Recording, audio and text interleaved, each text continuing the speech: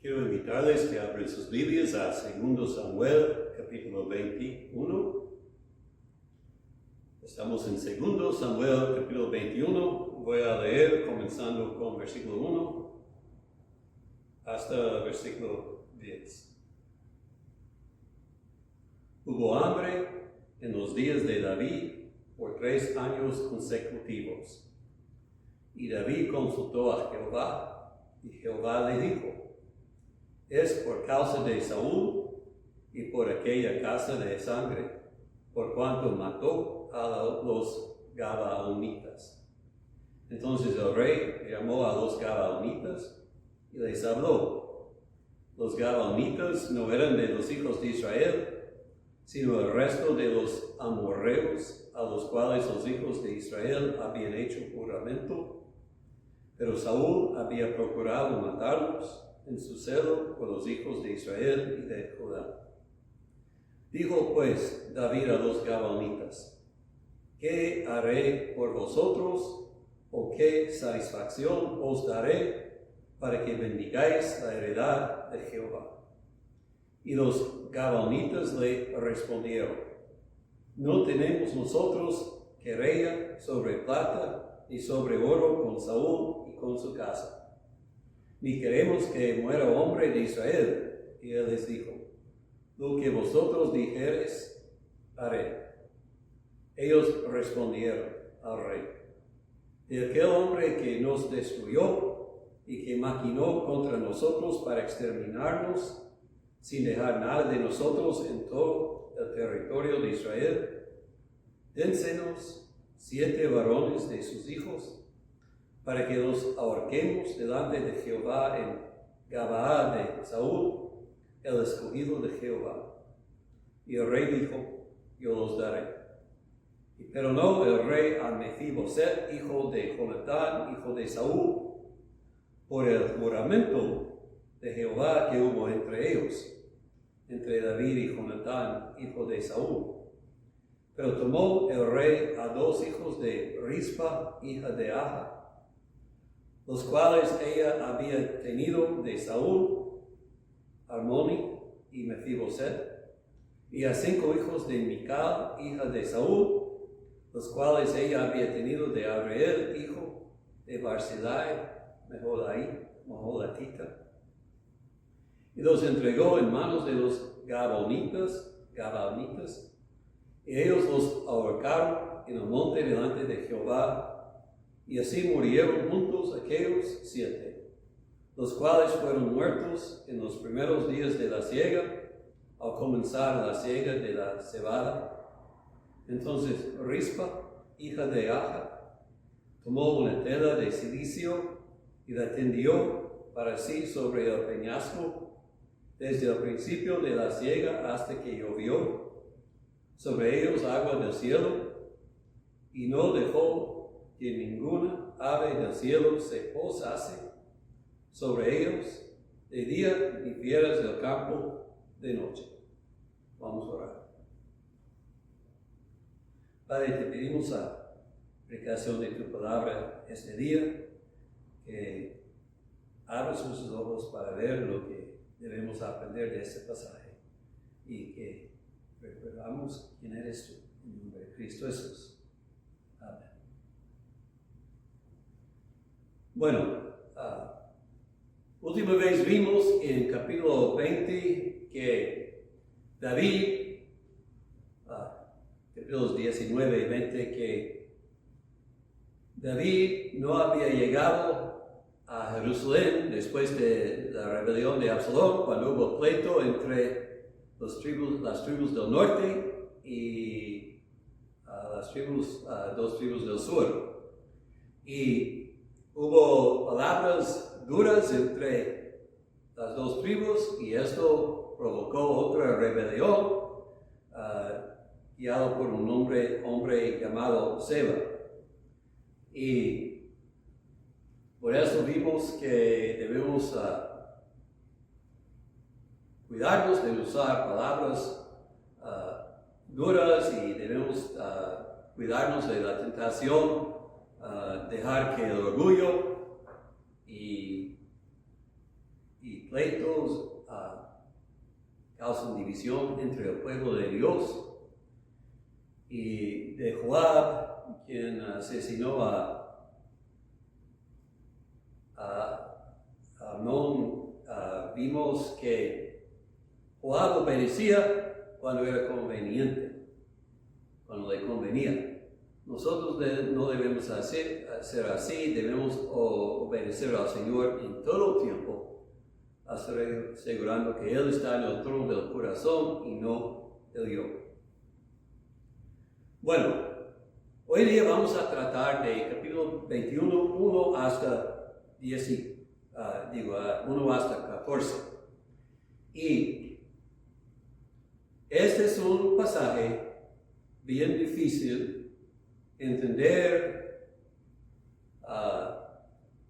mucho menos predicar.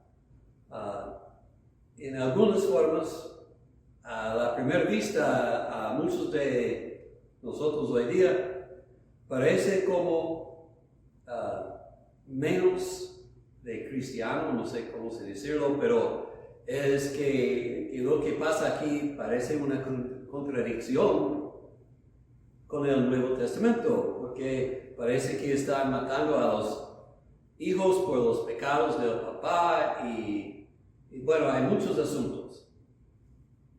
Entonces, por esa razón, debemos comenzar con los principios de interpretación básicos.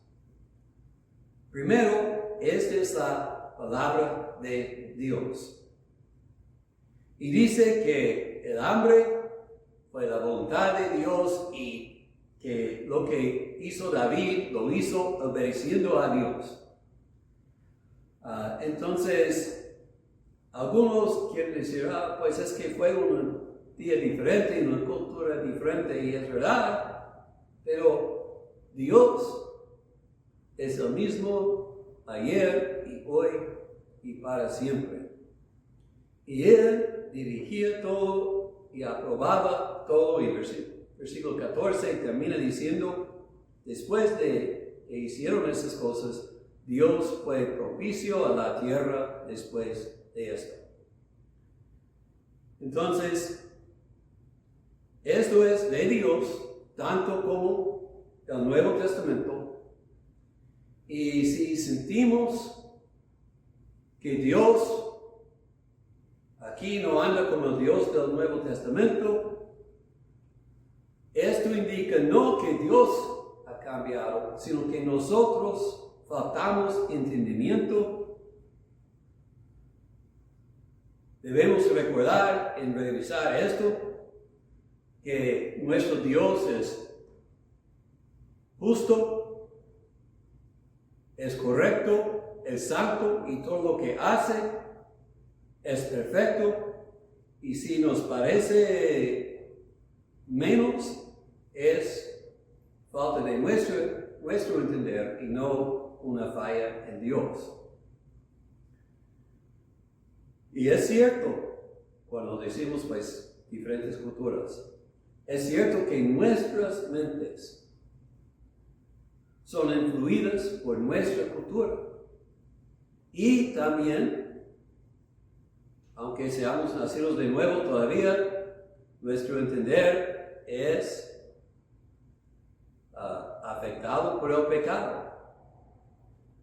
Y por eso no debe confundirnos que a veces, o no debe sorprendernos que a veces algunas cosas que leemos nos confunden.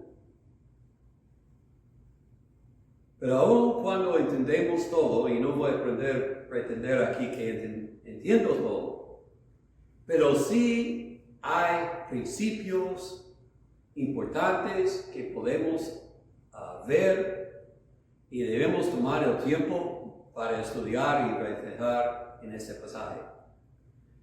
Y voy a decirles, yo creo que una razón que hay pasajes difíciles, decimos en la Biblia, que nos molestan, es para que meditemos en ellos cuando queremos sobrepasarlos sin pensar.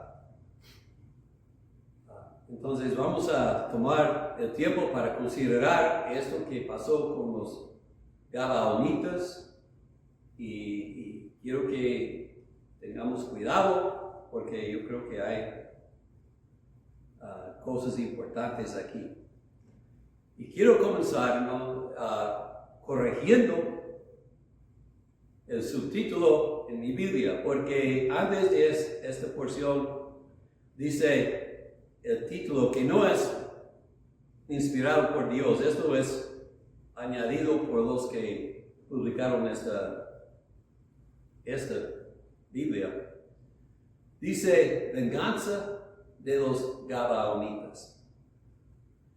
Este pasaje no es sobre venganza. Es sobre expiación por pecado. Y entonces no debemos ser influidos por el título. Las Gabaonitas no vienen a David pidiendo venganza. Dios revela a David que hay pecado en Israel y cuál es el pecado y cómo debe ser resuelto. Y esto es lo que vamos a ver. Entonces, comenzamos con versículo 1. Hubo hambre, y aquí debemos entender que el hambre fue debido a una falta de lluvia por 3 años. No dice el tiempo, probablemente estos hechos ocurrieron antes de la rebelión de Absalón.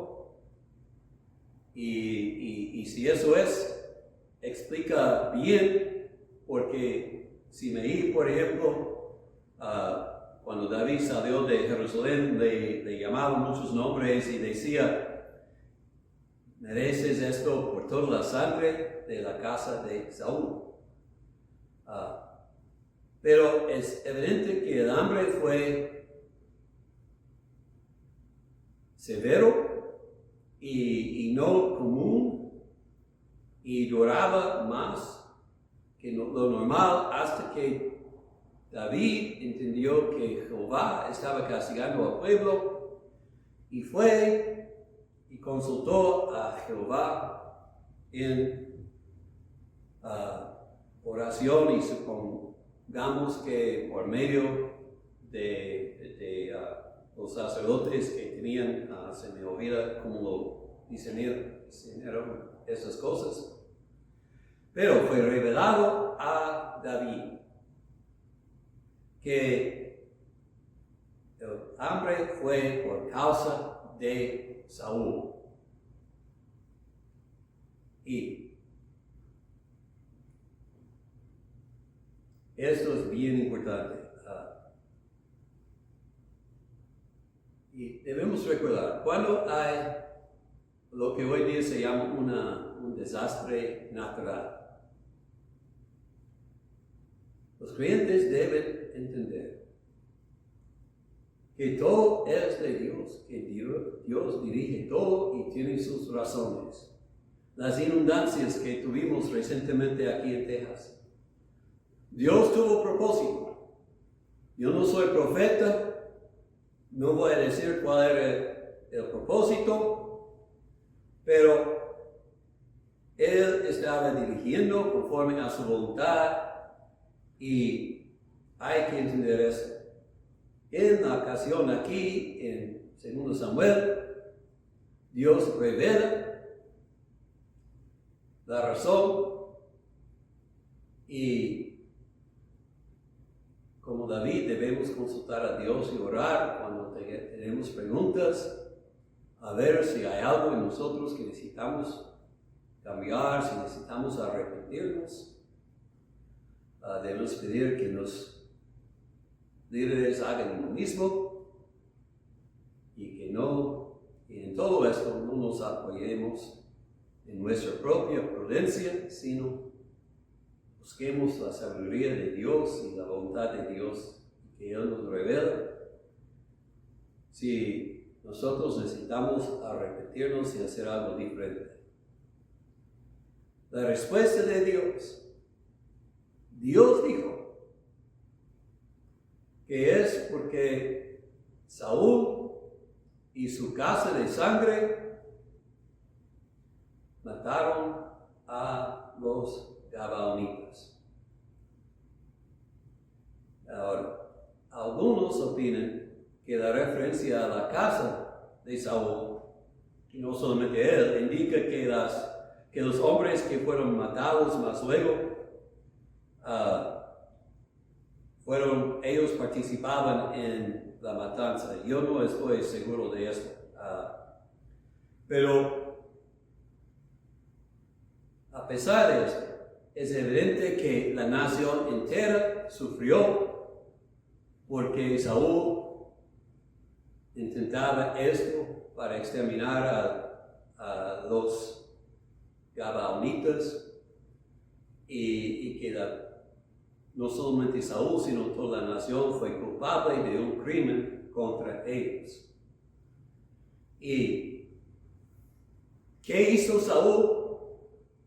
Precisamente no sabemos, esto es la única referencia a este hecho, pero sabemos esto: él violó pacto, juramento hecho ante Dios.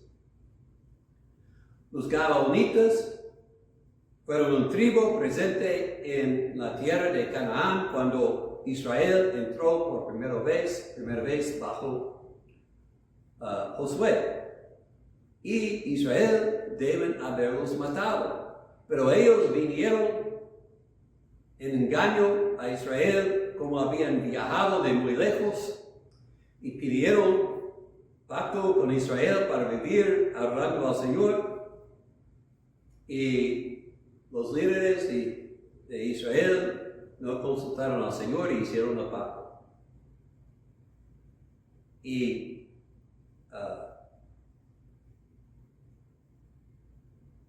la congregación de Israel se enojó porque hicieron ese pacto, pero fue demasiado tarde. Y en Josué 9, así dice los líderes, o así dice el Señor: y no los mataron los hijos de Israel, por cuanto los príncipes de la congregación les habían jurado por Jehová, el Dios de Israel. Bien importante, habían jurado por Jehová, el Dios de Israel. Y toda la congregación murmuraba contra los príncipes, mas todos los príncipes respondieron a toda la congregación: nosotros les hemos jurado por Jehová, Dios de Israel, por tanto ahora no les podemos tocar. Y esto haremos con ellos, les dejaremos vivir, para que no venga ira sobre nosotros por causa del juramento que les hemos hecho. Bien importante. Juraban algo, fue bajo pretexto, fueron engañados, pero aún así hicieron pacto ante de Jehová y fueron obligados a guardar el pacto. Entonces lo que pasó es que los gabaonitas llegaron a ser siervos de Israel. Por ejemplo, buscaban madera para la casa del Señor y otras cosas. Y parece que ellos, con tiempo, no sé si de aquel tiempo, adoraban al Señor también. Y todo lo que dicen aquí en 2 Samuel es en respeto a Jehová. Y Dios entonces los había apartado. Pero bajo Saúl, 350, 400 años más luego, por alguna razón, Saúl decidió que debía matarlos. Y otra vez, esto es un error. Y es interesante, recuerden que Saúl tenía mandato de Dios matar a los amalequitas que pescó y no lo hizo. Aquí no tenía ningún mando y intentó matar a todos. Es un hombre que siempre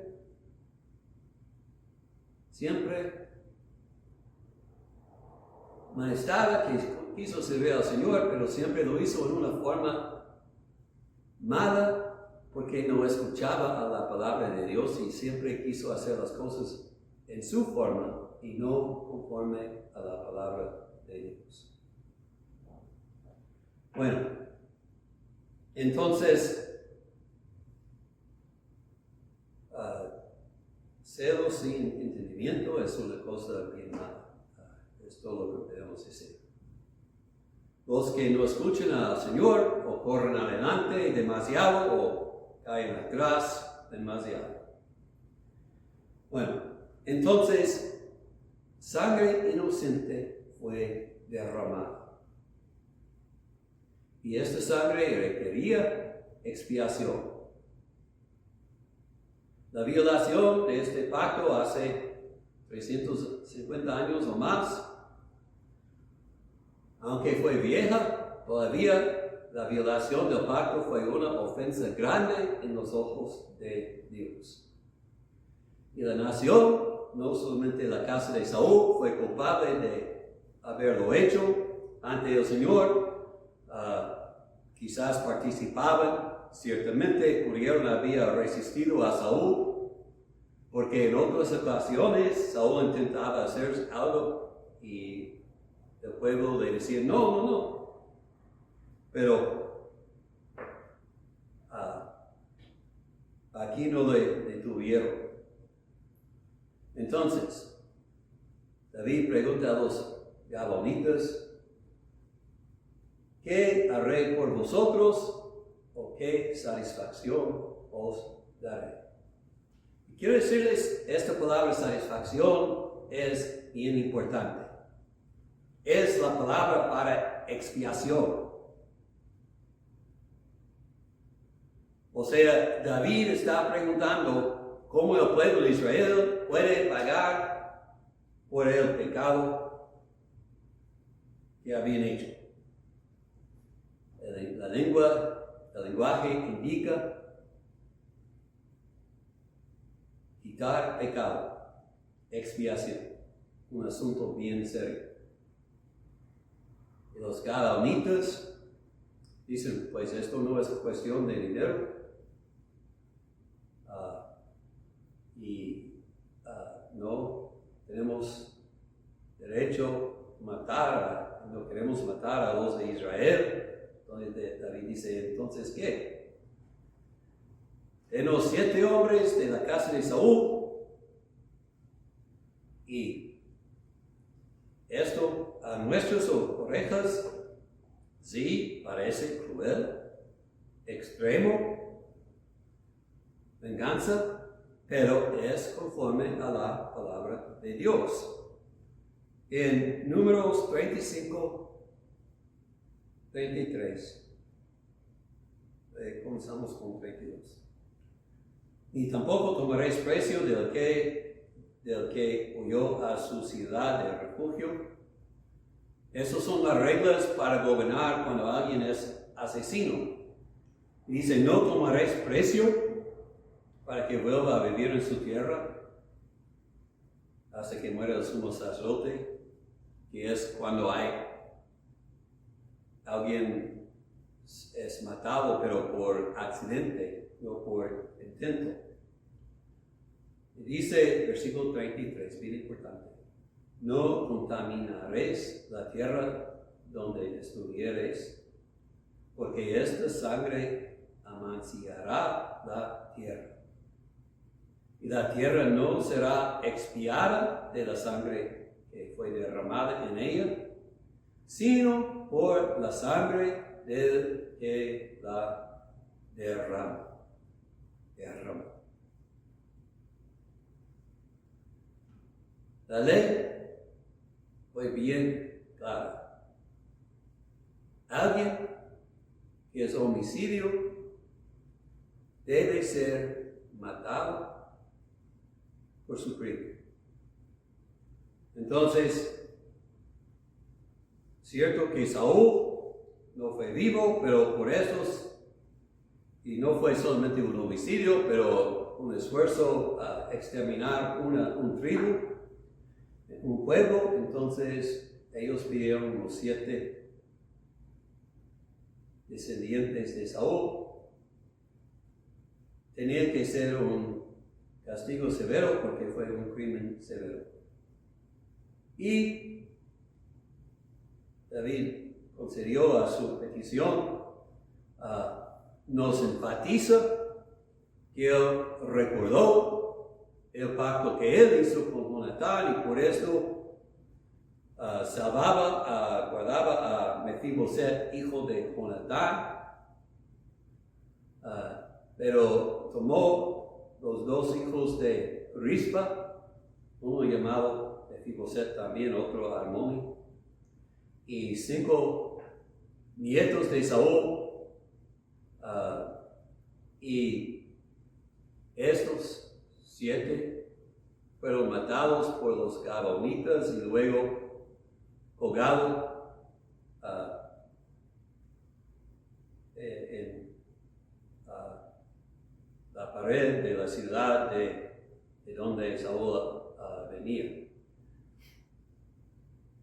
No dimos, pero lo que siguió es que Rispa, como David vio que ella en su tristeza guardaba los cuerpos y no permitió las bestias ni los pájaros molestarlos, él tuvo compasión de ella y recordaba que nunca habían puesto los huesos de Saúl y Jonatán con su familia. Entonces él tomó los huesos de Jonatán y Saúl y junto con los huesos de estos 7 los sepultaron en la tierra, el sepulcro del padre de Saúl. Y dice, después de esto, Dios fue propicio a la tierra otra vez. Bueno, ¿qué debemos aprender nosotros de esto?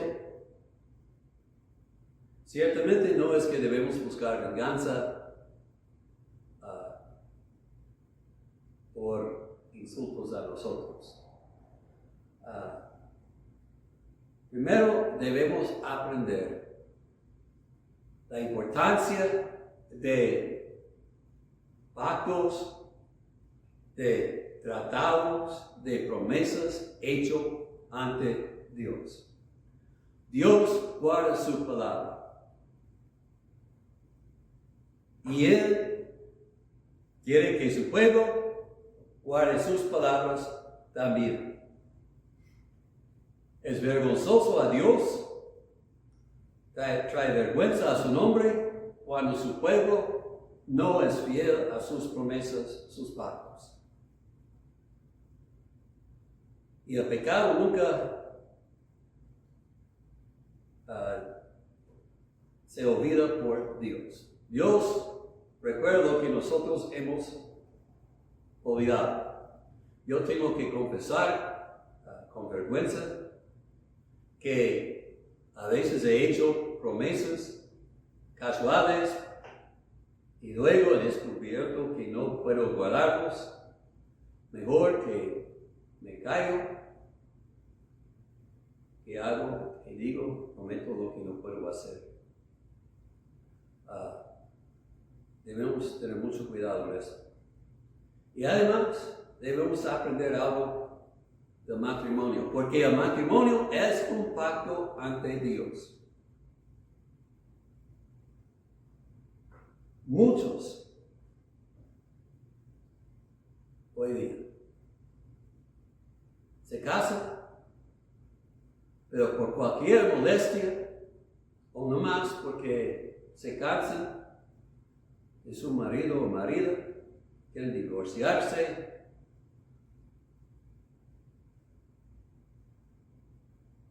A veces el divorcio se permite conforme a lo que leímos en el Nuevo Testamento, pero nunca es deseable. Y si nosotros hagamos promesas ante de Dios, incluyendo el matrimonio, debemos guardarlas, debemos seguir a Dios y no al mundo en este asunto. Segunda cosa, Génesis 9:6 dice: el que derramare sangre de hombre, por el hombre su sangre será derramada, porque a imagen de Dios es hecho el hombre. Déjeme explicar. Eso no es venganza, eso es decir que si un hombre es asesino, homicidio, las autoridades designadas deben castigarlo matándolo. Eso es lo que Dios dice. Muchos quieren revisar esto, pero es lo que dice respecto a derramar sangre inocente. Y en nuestra sociedad muchos no están dispuestos, las autoridades no quieren obedecer esto, no podemos cambiar esto, pero debemos desear, por lo menos indicar a ellos, que los homicidios, los que ellos deben recibir el castigo más severo posible.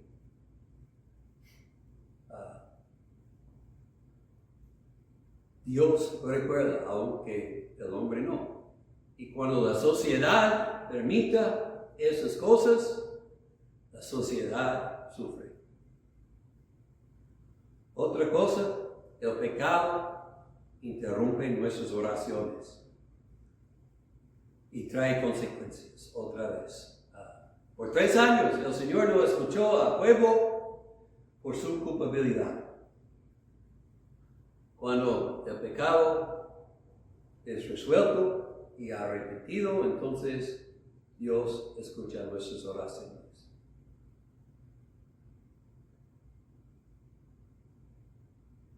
Otra cosa, Dios quizás no castiga un pecado inmediatamente, pero esto no quiere decir que lo ha olvidado. Tarde o temprano, Dios requiere la justicia. Quizás no me pegue con un relámpago cada vez que digo mentira, pero algún día, en alguna forma, voy a pagar por mis pecados. Él es paciente, según Pedro nos dice, porque quiere darnos oportunidad a arrepentirnos. Pero los que no se arrepienten no van a escapar su juicio. Porque aunque nosotros nos olvidamos, Dios no. Y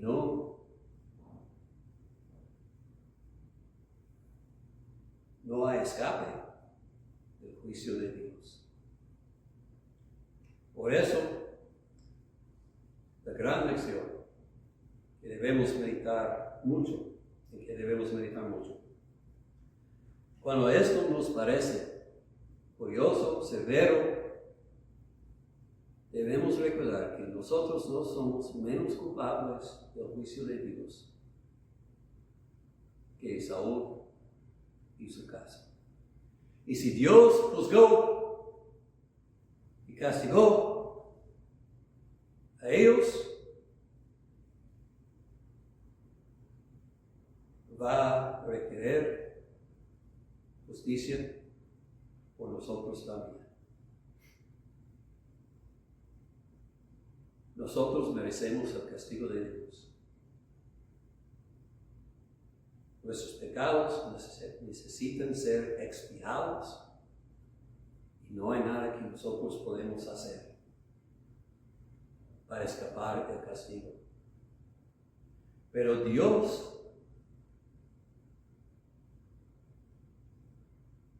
el Dios que es el mismo ayer y hoy y para siempre, el Dios que no cambia, el Dios que odia el pecado, que dice que el pago del pecado es la muerte, ha proveído un sacrificio para nosotros. Una manera en que nuestro pecado puede ser expiado. Cuando nosotros éramos pecadores, Cristo murió por nosotros. Primera de Juan 4:10 dice, en esto consiste el amor, porque Dios sí es amor, aun cuando castiga el pecado. No en que nosotros hayamos amado a Dios, sino en que Él nos amó a nosotros y envió a su Hijo en propiciación por nuestros pecados.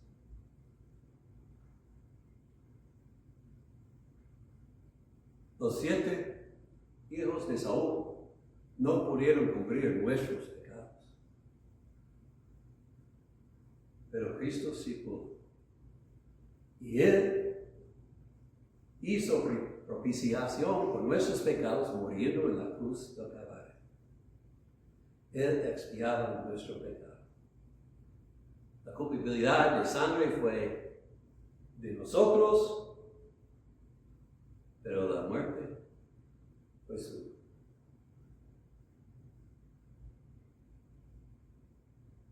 Meditemos mucho en ese pasaje. ¿Entendemos lo que pasaríamos a nosotros o va a pasar a nosotros si no somos cubiertos por la sangre de Cristo? Si nos molesta que estos 7 murieron, debe molestarnos más que Cristo tuvo que morir para que nosotros seamos perdonados. Y meditando en esto, debemos hacer todo lo que podemos para agradecer a Dios con nuestras vidas, con nuestras palabras, con nuestros dones, con nuestras posesiones, con todo. Y debemos buscar en cada forma no avergonzar su nombre, fallando en guardar nuestros pactos. Debemos alabarlo en toda manera por todo lo que ha hecho por nosotros. Vamos a orar. Padre, gracias que tú proviste manera para que la sangre de la culpabilidad de la casa de Saúl pudo ser expiada. Y gracias que proviste una mejor manera para que nuestro pecado sea expiado. Que Cristo hizo propiciación por nuestros pecados, muriendo en la cruz. Te pedimos que enseñe a todos nosotros a confiar en Cristo y nada más para el perdón, y que vivamos cada día agradecidos por Él, por todo lo que sufrió, para que nosotros podríamos tener vida. Oh Señor, abren ojos ciegos para que vean la verdad, se entreguen a Cristo, abren nuestras bocas y crean para que glorifiquemos a nuestro Señor que hizo tanto por nosotros. En el nombre de Cristo te lo pedimos todo.